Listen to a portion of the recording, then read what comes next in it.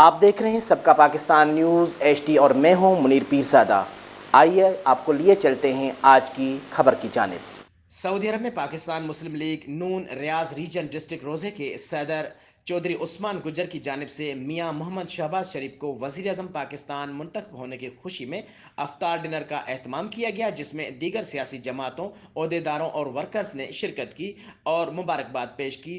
خوب نعرے بازی کے ساتھ کیک کاٹ کر خوشی کا اظہار کیا اور کہا کہ ہم پرانے پاکستان میں اتر چکے ہیں۔ سعودی دارالحکومت ریاض میں مسلم لیگ نون کی جانب سے منعقد تقریب سے خطاب کرتے ہوئے دیگر سیاسی جماعتوں کے اکابرین کا کہنا تھا، یہ جمہوریت کی فتح ہوئی ہے، پاکستان کے استحکام اور معاشی ترقی کے لیے یہ تبدیلی ضروری تھی اور مسلم لیگ نون PDM کی جماعتوں کے ساتھ مل کر پاکستان کی ترقی کا سفر جاری رکھے گی۔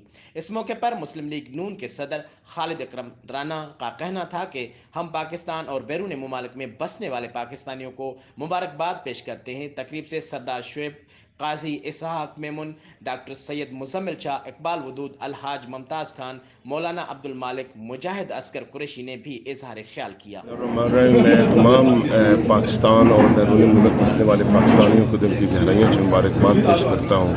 نہ یہ میں کسی کی جیت ہوئی ہے، نہ یہ کسی کی ہار ہوئی ہے، یہ جمہوریت کی فتح ہوئی ہے اور میں سمجھتا ہوں کہ پاکستان کے استحکام کے لیے، پاکستان کی معاشی ترقی کے لیے یہ تبدیلی بہت ضروری تھی۔